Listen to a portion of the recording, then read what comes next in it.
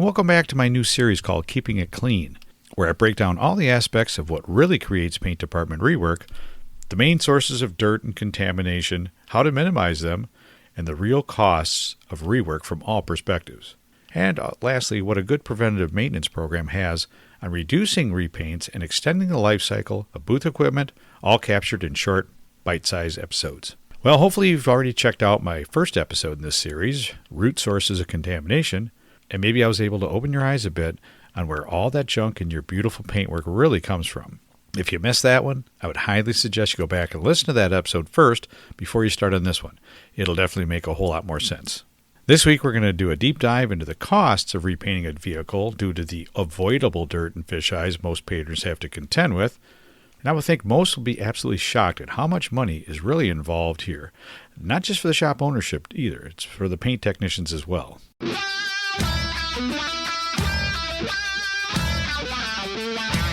Welcome to the Mind Wrench Podcast with your host, Rick Sellover, where minor adjustments produce major improvements in mindset, personal growth, and success. This is the place to be every Monday, where we make small improvements and take positive actions in our business and personal lives that will make a major impact in our success, next level growth, and quality of life.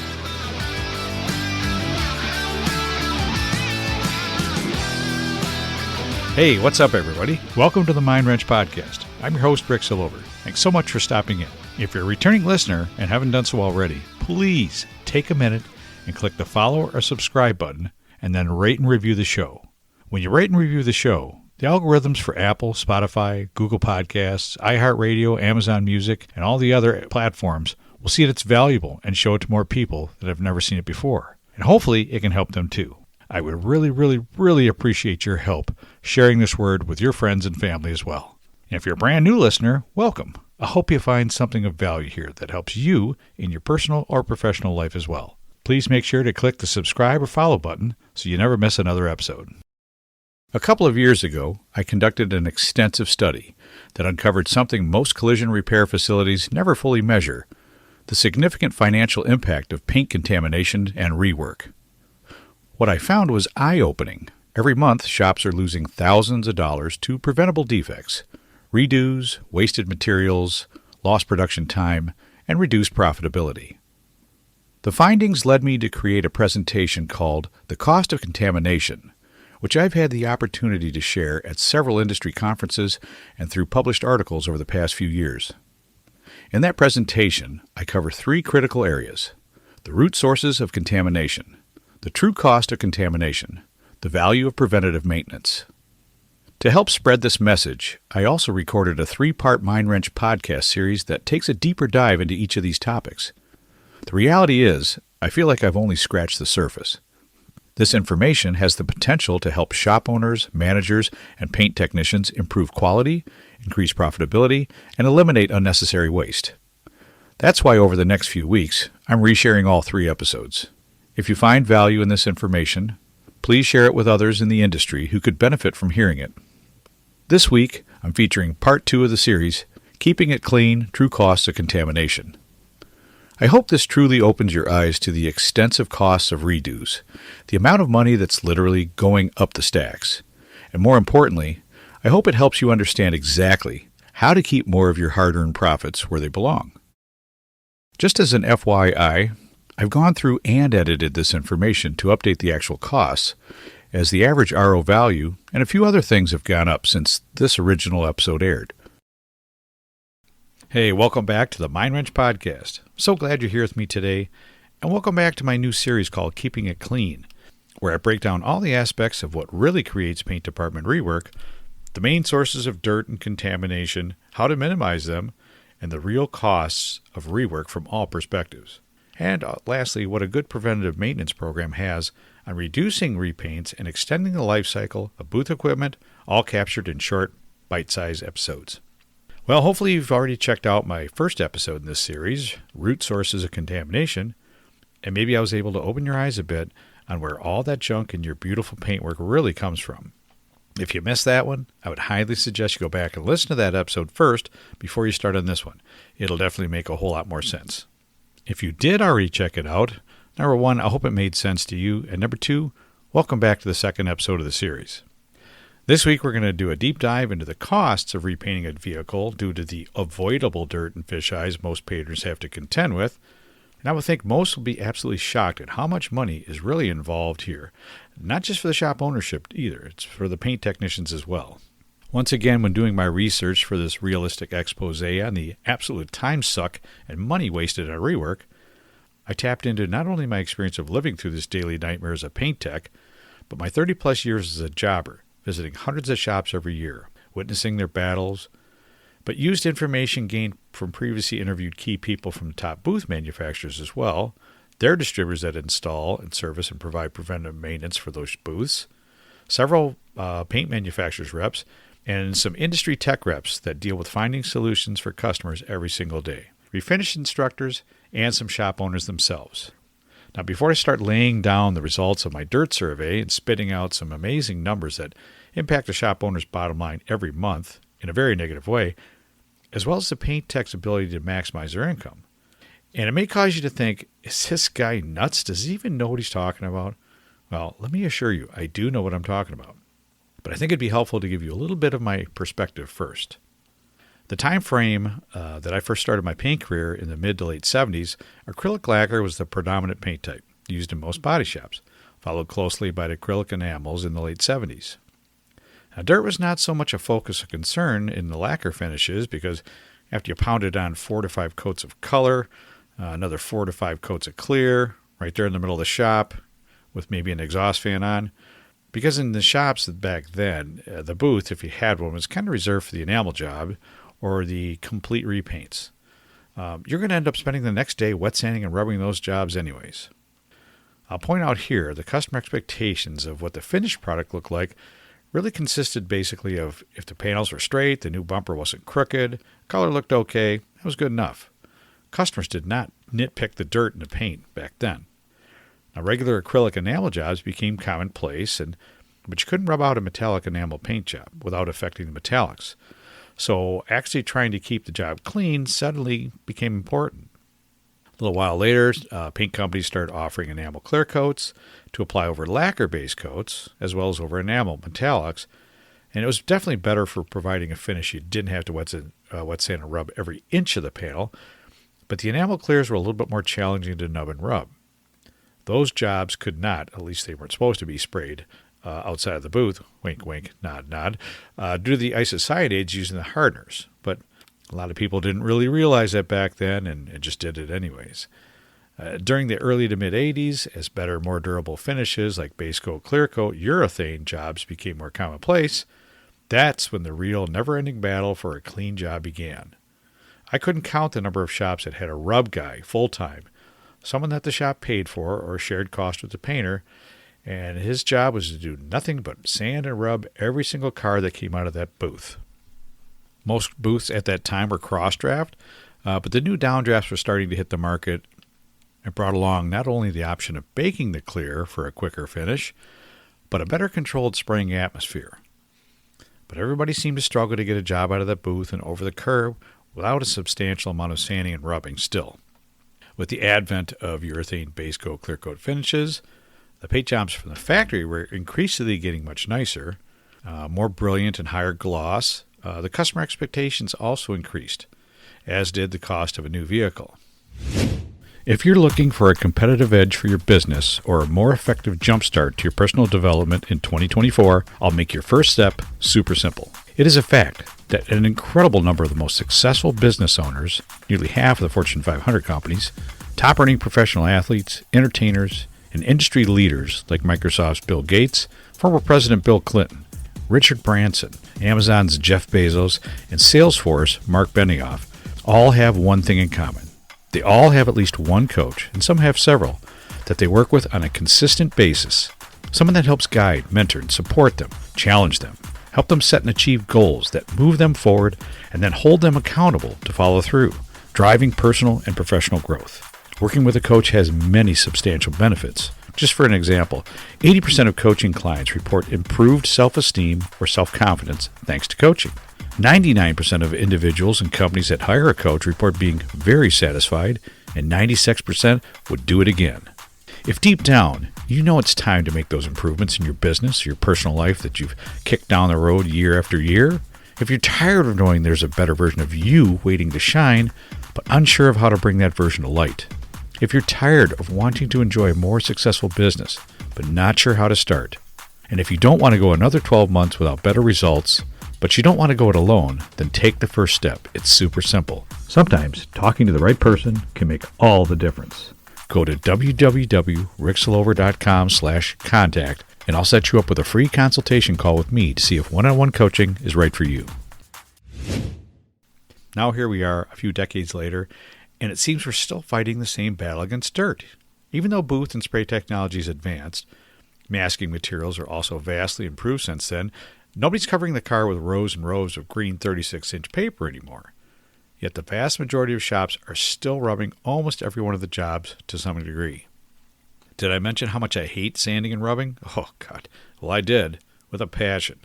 I'd rather lay on the ground sanding chips out of a rocker than standing over a hood sanding and polishing, trying to get that dirt out, only to have to go and resand or repaint that job after all. Anyways, what's often not really taken into account was the actual cost of redoing your paintwork. The numbers add up pretty quickly, as a matter of fact. I've asked several shop owners over the years if they knew what that redo cost them that I was looking at. Most of them do not. They usually ask their paint or jobber rep to help them with that. And there's a few that would just grab the RO, look at the paint material reimbursement line, and say, yeah, it looks like I lost $250 in paint materials in this one. Well, that's not really correct. There's always a loss on paint materials, but that's not it. And there's much more to it than that. So I recently did a deep dive into those losses, crunched the numbers, and the results were pretty startling. So let's break down our losses into a couple of different categories. Paint material loss, utilities loss, production loss, and employee retention loss. Yep, this one counts too. All these calculations are based on a national average RO value, $5,147, an average of 10 paint labor hours on that RO value, and a labor rate of about $55 an hour, and a low average of only 2 redos per month. So here we go. Number 1, cost of paint material loss. Now when you have to redo a paint job, you do lose on paint materials, but you're only losing what your actual cost was on those materials. You know, after discounts, rebates, statement discounts, cash investments, if any, on a paint contract. Not what you would collect from the customer or the insurance. That's sales. That's got your markup in there. Now, obviously, it's hard to give an average number because of the variety of scenarios. The only one true way to measure is by what an industry standard cost percentage would be for your paint, and also what the material's cost percentage would be as well. The paint companies have these numbers dialed in for years. A good collision center today, their paint cost as a percent of sales would be about 3.9%. If you're much higher than that, then you've got some other areas of concern you need to address as well. Your materials cost as a percent of sales would be about 1.7%. These would be best verified by either your paint company, your servicing jobber, or a business coach or consultant. All said, your loss in paint materials with these 2 parameters and 2 redos per month, approximately $812, which includes 2 days of rental at $59 a day as well. Because if you have somebody's car in for a job, then you have to stop and repaint it. You're probably going to have to pay for the rental one way or the other. So, number 2, the cost of wasted utilities. Here's another cost that is incurred and should be accounted for on every redo, but it's a hard number to qualify. As the cost of gas and electric varies widely across the U.S., shop owners that understand and review their P&Ls monthly, they know what their utilities costs are, and they do know a redo adds to that cost, but they have no easy way to calculate it. That's right, there is no easy way. But I took that as a challenge, did some research, and here's what I discovered. Now, based on some booth energy consumption stats I acquired from a booth manufacturer and some national utilities costs, I was able to come up with some data that would be helpful. And I was surprised these numbers weren't higher, to be perfectly honest. So the national average cost for electricity is about 19.4 cents per kilowatt hour. The national average cost for natural gas is about $1.40 per therm. An average booth runtime, including spraying, flashing, baking, cool down, was about 1.4 hours per average RO. So without boring you with all the math involved, the average additional energy cost per redo was about $17.30. And based on 2 average redos per month, that's let's call it $35 in wasted energy costs. Now, I know it doesn't seem like it's worth worrying about, but if you think of it this way, it's an additional $5 off your bottom line for every 30 minutes your booth runs. And that's whether you're doing a job or not, so keep that in mind. Number 3, the cost of lost production. Now, this would be your highest impact loss to your business, bar none, unless you only produce 1 booth cycle a day or less. If that's the case, you got some bigger concerns to worry about, right? Lost production is simply this. You lose the ability to run another booth cycle on a paying RO because you're using that booth cycle to redo a paint job a second time for free. Once again, using the sample RO value of $5,147 and 2 redos a month, you will lose $10,294 per month in lost production. So, let's add all this together to really get an honest look at how those 2 little redos impact your business and your bottom line. So let's add all that together to really get an honest look at how those 2 little redos impact your business and your bottom line. P&M loss equals $812. Utilities loss equals $35. Production loss equals $10,294. Total equals $11,141 per month. That's a whopping $133,692 per year. I know, that's a big number, right? So you might be thinking, it sounds like bullshit, Rick. I almost never have to redo paintwork. Probably less than 1 per month. Well, if you're being honest with me and being honest with yourself, and that's correct, then let's just cut that in half. Just 1 redo a month still equals $5,570 per month, or $66,840 per year. Not really something to ignore, is it? No. Lastly, there's another cost that nobody talks about, but it is critical to at least one person, your paint tech, and it should be important to the shop ownership as well. And that is the cost of lost paint tech income. Now, lost paint tech income is income the painter misses out on while repainting a job for the second time for free, based on that $5,147 RO. That would have approximately 10 hours of paint labor at a national average of $22 per flat rate hour. They would lose out on $220 of new paint labor, as well as $77 of lost available working time. So I came up with that. You got 1.4 hours of booth process time, which is all the time you'd spend in the booth, final mask, wipe down, tack, spraying, base coat, clear coat, flash times, baking time, and cool down time. So that equals $297 lost per redo. Annualized out is $3,500. Now, most painters know that they're losing their ass every time they redo a job, but most of them, if not all of them, probably don't even know how they would figure that out, right? Well, this is as close as I could come. Obviously, it's going to vary. These are averages based on a few numbers. Your local numbers are going to vary. Your average RO is going to vary. But the point is this. There's a great financial loss attributed to repainting a job due to avoidable contamination. Even if your shop only experienced a lower percentage of these redo costs, wouldn't you still want to reduce those costs as much as possible? I know I would, and I know so would many other shop owners I know. So that's all I got for you today, and hopefully this gives you a pretty good view of what those costs look like. Be sure to tune back in for the next episode where we dive into what preventive maintenance is and how it not only helps mitigate these costs, but also protects your very expensive equipment. Hopefully this little series and these episodes are helping you gain a better understanding on what's involved with redos and what that cost is and how much it impacts your business and why it's so important to really work on minimizing these costs. We'll wrap this series up next episode with preventive maintenance and what it does to help you minimize these costs and protect your equipment. Well, that's all I had for you today. Thanks again for tuning in. I really appreciate your support, and I hope you have a great week. I can always be reached at www.ricksillover.com, where you can find all my social media links, podcast episodes, blog posts, and much more.